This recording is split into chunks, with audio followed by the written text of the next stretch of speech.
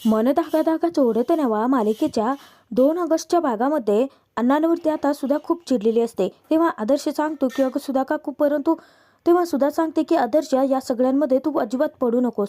तर त्यानंतर सुद्धा अण्णांना सांगते की आनंदी जाऊन 6 वर्ष झाली आहेत आणि तुम्ही का माझ्या सार्थकच्या आयुष्याचा खेळ खंडोबा मांडला आहेत. सुखदाला आता अण्णांसाठी खूप वाईट वाटत असतं.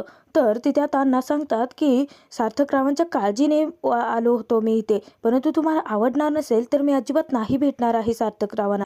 परंतु मी त्यांच्यासाठी त्यांच्या तब्येत बरी व्हावी म्हणून आई सप्तशृंगीचा प्रसाद आणला आहे, तो तेवढा त्यांच्यापर्यंत पोहोचता करा प्लीज, अशी आता अण्णांनी सुधाकडे विनंती केलेली असते.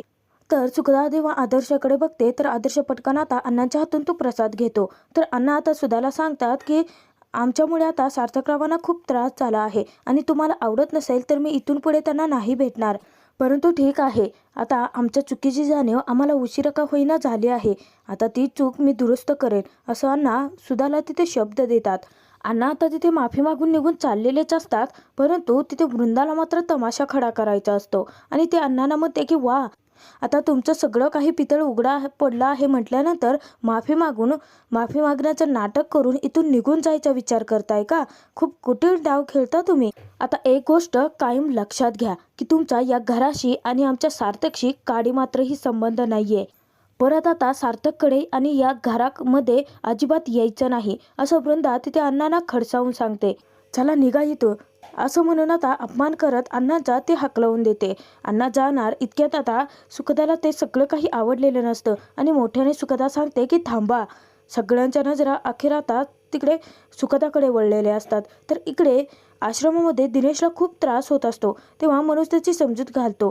तर मनोज विचारतो की नक्की काय झालं आहे. तेव्हा दिनेश सांगतो की आज माझ्यामुळे सगळ्यांना त्रास झाला आहे. तेव्हा मनोज सांगते की हो, माझ्यामुळे सुद्धा माझ्या घरच्यांना खूप त्रास झाला आहे आणि आपल्या प्रेमापोटीच ते सगळं काही सहन करत असतात. दिनेश सांगतो की मनोजला माझ्या घरच्यांना तर माझाच त्रास होत होता, त्यांना मी नकोसा झालो होतो म्हणून मला घरातून हाकलवून दिलं त्यांनी. परंतु या आश्रमातली लोक सगळीच चांगली आहे, खूप प्रेम करतात माझ्यावरती, ही नात्याची ना गोत्याची, तरीसुद्धा किती काळजी करतात. आणि एक सांगू का की कल्याणीताई तर खूप चांगली आहे, माझी तर सगळ्यात जास्त काळजी घेते ती माझ्यासाठी. कधी आई, कधी बहीण, कधी मोठा भाऊ होते ती दिनेशच्या तोंडून आनंदीचं कौतुक ऐकून आता मनोज हळवा झालेला असतो. तर तो म्हणतो की तुम्हाला किंमत तरी आहे, परंतु आमच्याजवळ 100 नंबरी सोनं असून कायम पितळ म्हणून हिनवलं या सोन्याला. आम्हाला सोडून ती कायमची निघून गेली. आता फक्त हातात पश्चाताप करण्याऐवजी काहीच उरलेलं नाहीये. तेव्हा आता दिनेश मनोजला सांगतो की कल्याणीताई मला दादा म्हणते, परंतु कल्याणीताईचा जो कोणी भाऊ असेल ना तर खरंच शुद्ध भाग्यवान आहे तो. तेव्हा आता मनोज मनोमन दिनेशला म्हणतो की अरे दिनेश, तो खूप भाग्यवान नाहीये तर किती कम नशिबी आहे हेच नाही सांगू शकणार मी तुला. तर इकडे आता घरी सार्थक हा खालती आलेला असतो. तेव्हा आता सुखदा अण्णांचे हात पकडते आणि त्यांना सांगते की अण्णा, असं नाही जायचं आहे तुम्ही. मावशी, मला माहिती आहे की या घरात आता बोलण्याचा अधिकार मला नाही, परंतु ही गोष्ट मला आता सहन नाही होत आहे. सुखदा आता सुधाची समजूत घालते. शलाका आणि वृंदा हिने आता जे घाणेरडे विचार आता सुधाच्या मनामध्ये भरवलेले असतात ते सगळे विचार आता काढून टाकून सुधाला नव्याने विचार करायला भाग पाडते. ती सांगते की मावशी, तुला आता वेगळं सांगत बसायची काहीही गरज नाही आहे. आपण नाती का जोडतो मनापासून, ती आपल्या सुखदुःखात सहभागी होतात. सुखदुःखात तीच नाते आपला आधार बनतात आणि अण्णा तोच आधार द्यायला आले आहेत मावशी.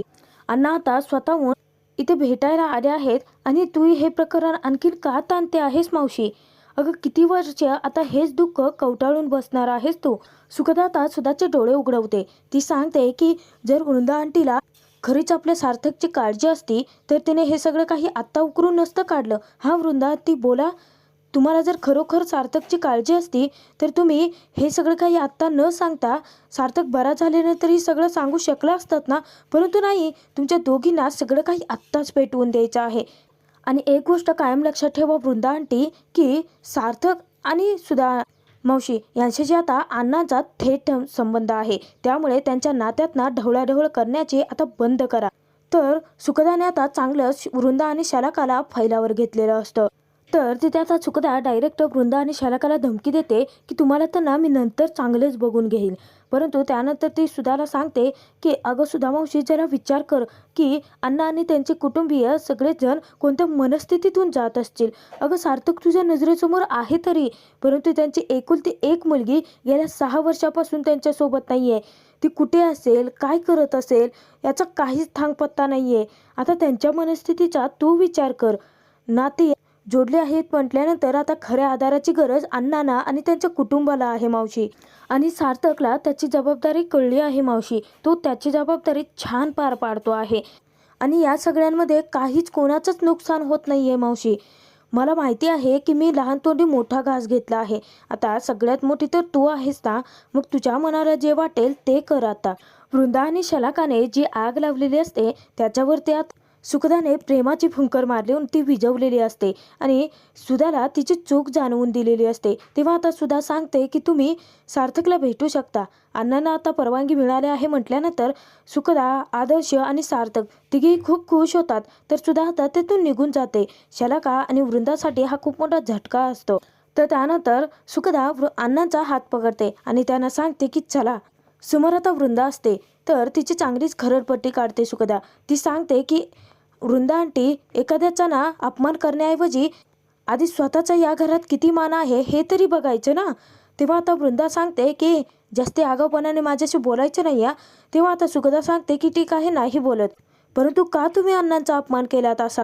तेव्हा आता सुखदा वृंदा आणि शलाकाला सांगते की आता तुम्ही अण्णांचा अपमान केला आहे म्हणजे चूक केली आहे आणि त्या चुकीची तुम्हाला माफी तर मागावीच लागेल. तेव्हा आता वृंदा म्हणते की म्हणजे मी आता यांची माफी मागायची आहे, ते अजिबात शक्य नाही आहे. तेव्हा आता सुखदा खडसावून सांगते की तुम्हाला माफी तर मागावीच लागेल. तर त्यानंतर तिथे शलाका सांगते की आम्ही कोणतीही चूक केलेली नाही आहे, त्यामुळे आम्ही माफी मागणारच नाही. तेव्हा आता सुखदा सांगते की कसं आहे ना शलाका, तुझ्याला की एखाद्याचा अपमान करणं ही जर चूक तुला वाटत नसेल तरीसुद्धा आम्हाला वाटते आणि त्यासाठी तुला माफी मागावीच लागेल. तर वृंदा आता आदर्शकडे मदत मागते. तेव्हा आदर्शही वृंदाला सांगतो की कसं आहे ना आई, आता चूक केली आहे म्हटल्यानंतर माफी मागावी लागेल ना, काय हरकत आहे माफी मागायला. सुखदा अगदी माझ्या मनातलं बोलले आहे. आदर्श सुद्धा तिथे आता सुखदाची साथ देतो. तेव्हा आता अण्णा सांगतात की सुखदा यांना माझी माफी मागत बसायची काही गरज नाही आहे. तेव्हा आता सुखदा सांगते की अण्णा, तर अण्णा सांगतात की नको. तेव्हा आता सुखदा सांगते की ठीक आहे अण्णा, तुम्ही सांगताय म्हणून आता यांची शिक्षा रद्द. चला सार्थकला भेटायला जाऊयात. असं सांगून आता मुद्दाम सुखदा वृंदाला धक्का देते आणि तेथून जाते. तर सुखदाने आता बरोबर वृंदाला आणि शलाका या दोघींना त्यांची लायकी दाखवून दिलेली असते. तर तिथे आता त्यांना सार्थक खालती आलेला दिसतो. तेव्हा आता सुखदा घाबरते आणि विचारते की अरे सार्थक, तू खालती कशाला आला आहेस.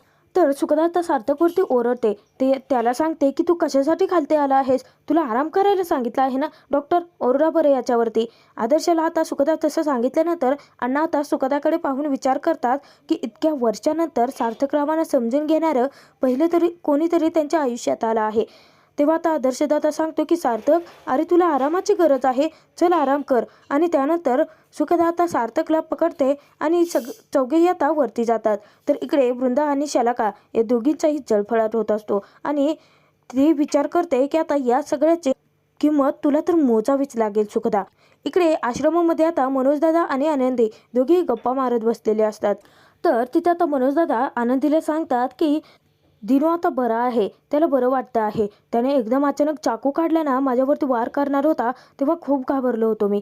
आणि तू घाबरली नाही याचा, हिमतीने पुढे गेलीस, हे कसं काय जमलं तुला आनंदी. अगं तू पहिली किती घाबरायचीस.